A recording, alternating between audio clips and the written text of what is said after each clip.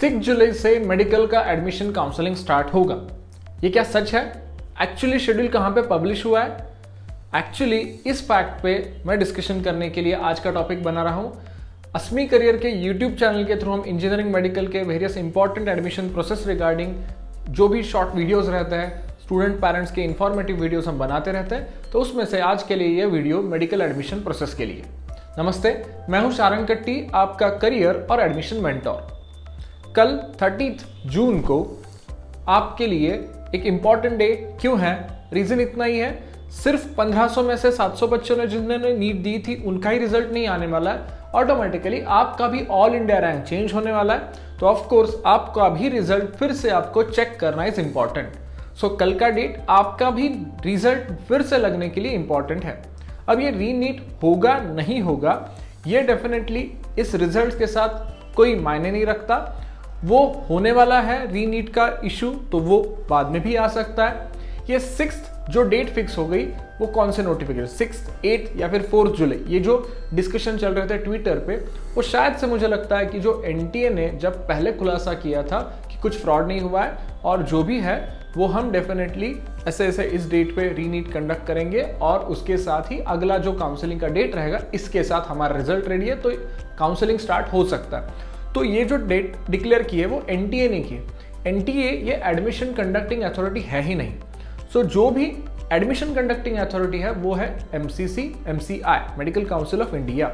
mcc.nic.in इस website पे पहला काउंसलिंग का नोटिफिकेशन आता है और मेरे हिसाब से जो ये पहला नोटिफिकेशन है, मैंने प्रीवियस वीडियोस में भी या फिर हमारे रजिस्टर्ड स्टूडेंट्स के साथ भी ये डिस्कशन किया है कि फर्स्ट इंटीमेशन कहाँ से मिलता है। तो हमारा फर्स्ट नोटिफिकेशन रहता है हैंडीकैप स्टूडेंट के लिए वेरिफिकेशन। सो ये नोटिफिकेशन आने के बाद हम ये सोच सकते हैं कि नेक्स्ट 10 दिन में, 7 दिन में नोटिफिकेशन आने के बाद प्रोसेस स्टार्ट होने वाला है। एमडीएस का काउंसलिंग मतलब बीडीएस के बाद वाला जो पोस्ट ग्रेजुएशन का काउंसलिंग वो 1 जुलाई से स्टार्ट हो रहा है। तो उसके लिए भी एक 7-8 दिन पहले ये नोटिफिकेशन आया हैंडीकैप वेरिफिकेशन का और अब उनका प्रोसेस स्टार्ट होने वाला है। तो ये 10 दिन का, 8 दिन का डेफिनेटली विंडो देना पड़ेगा, क्योंकि ये बच्चे वहां पे जाके डॉक्यूमेंट वेरिफिकेशन करेंगे, खुद का फिजिकल चेकअप होगा और उनको अगर वो इशू होता है सर्टिफिकेट तो ही वो पार्टिसिपेट कर पाएंगे काउंसलिंग में। तो इंपॉर्टेंट बात यह है कि काउंसलिंग का डेट कहां पे भी ऑफिशियली पब्लिश नहीं हुआ है। ये होगा स्टार्ट तो हम रेडी रहेंगे, नो डाउट। जो भी सिचुएशन होगा, कि जैसे कि veterinary counselling process already start हो गया। स्टार्ट कैसे किया, कोर्ट ऑर्डर के लिए क्यों नहीं रुके, ये मैं बता नहीं पाऊंगा। बट जो प्रोसेस स्टार्ट किया है तो उसमें हमें एनरोल, अगर इंटरेस्टेड है तो हम कर रहे हैं। वैसे ही अगर 6 तारीख को ये प्रोसेस स्टार्ट होता है तो हमें रेडी रहना है। अब रजिस्ट्रेशन स्टार्ट होगा मतलब डायरेक्टली ऑप्शन एंट्री और सभी स्टेट को अचानक से नहीं होता है ऐसा प्रोसेस। तो आपके लिए रजिस्ट्रेशन टाइम और स्टेट के प्रोसेस के लिए तो सिर्फ रजिस्ट्रेशन, ऑप्शन देने की नौबत ही नहीं आती पहले 4-10 दिन में, क्योंकि रजिस्ट्रेशन करने के बाद स्टेट मेरिट रैंक वगैरह हर एक स्टेट के जनरेट होते हैं। बट ऑल इंडिया का लेवल का अगर हम कंसिडर भी करते हैं तो ऐसे केस में अगर 6 तारीख को उनको एक्चुअल प्रोसेस स्टार्ट करनी है ना, तो आज वो उनको हैंडीकैप का सर्टिफिकेट वाला नोटिफिकेशन पब्लिश करना चाहिए था। अगर वो 6 तारीख को ये नोटिफिकेशन पब्लिश करते तो शायद से फिर 7 दिन बाद ये एक्चुअल रजिस्ट्रेशन पोर्टल स्टार्ट हो जाएगा। ब्रोशर वगैरह एटलीस्ट 1 दिन तो पहले आते हैं या फिर सेम डे जिस दिन काउंसलिंग स्टार्ट होने वाला रहता है उस दिन पे आते हैं। पूरे टाइम टेबल्स वो पब्लिश कर देते हैं। सो यहाँ से कौन सा भी अभी तक तो जून एंड तक कुछ भी प्रोसेस नहीं हुआ है, तो मुझे लगता है कि 6th इसी डेट को हमें पकड़ के नहीं जाना चाहिए। थोड़ा आगे पीछे हो सकता है बट वो हो सकता है, ये कंसिडर करके हमें जाना है। अगर हम कोर्ट केस की बात करेंगे, कोर्ट केस का रिजल्ट 8 तारीख को नहीं है।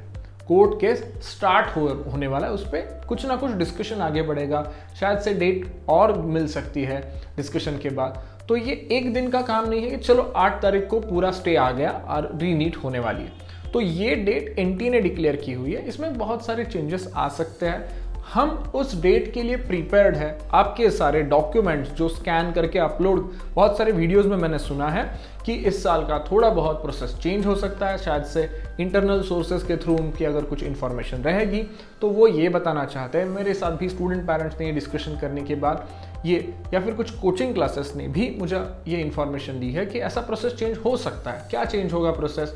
तो ये चेंज क्या आएगा कि आपका रजिस्ट्रेशन प्रोसेस ये जो पहले होता था उसके साथ ही ऑप्शन एंट्री होती थी जो आपको कॉलेजेस देने हैं, अब इस साल में शायद से थोड़ा बहुत चेंज अगर हम कंसिडर करेंगे तो ये चेंज क्या आएगा, तो रजिस्ट्रेशन करना पड़ेगा। जो भी स्टूडेंट रजिस्टर करेंगे उनका डॉक्यूमेंट अपलोड वो एमसीसी प्रोसेस हो जिसमें था नहीं ऑलमोस्ट, बट उसमें भी अपलोड करना पड़ेगा। स्टेट लेवल के प्रोसेस में वो भी अपलोड करना पड़ेगा। वो डॉक्यूमेंट वेरिफिकेशन फिजिकली होगा। जो कॉलेज लेवल पे कॉलेज मिलने के बाद होता था ये पहले ही हो जाएगा। अब जिसके डॉक्यूमेंट्स में कुछ कमियां थी वो उस पर्टिकुलर कोटा से आउट हो जाएंगे और दूसरे कोटा में शिफ्ट कर दिए जाएंगे। अगर उनके डॉक्यूमेंट्स में कमियां ही हैं तो उनको प्रोसेस से आउट किया जाएगा।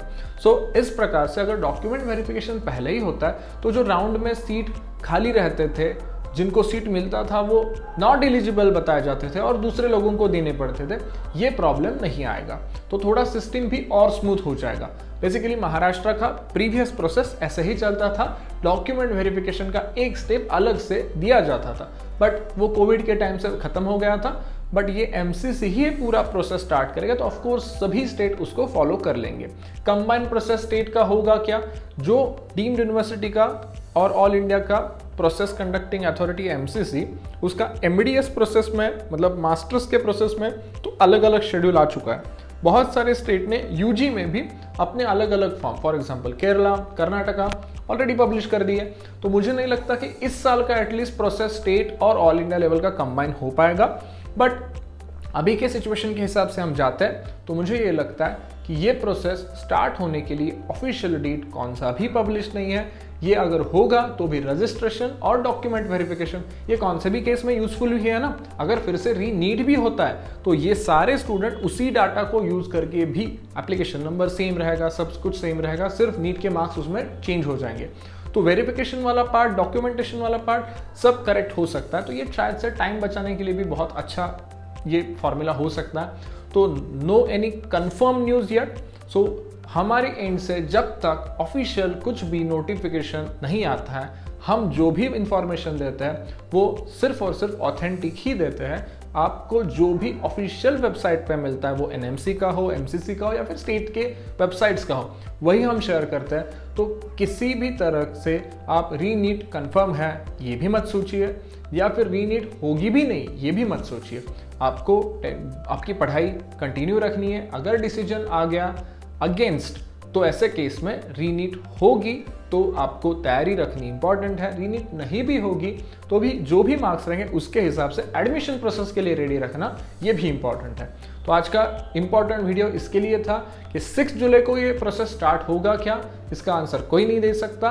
बट ये डेफिनेटली मैं बता सकता हूँ कि अगर वो प्रोसेस स्टार्ट होता है तो उसके पहले 6 दिन एटलीस्ट आपको हैंडीकैप का जो भी एक नोटिफिकेशन आता है वहां पे जाके वेरीफाई करके आओ।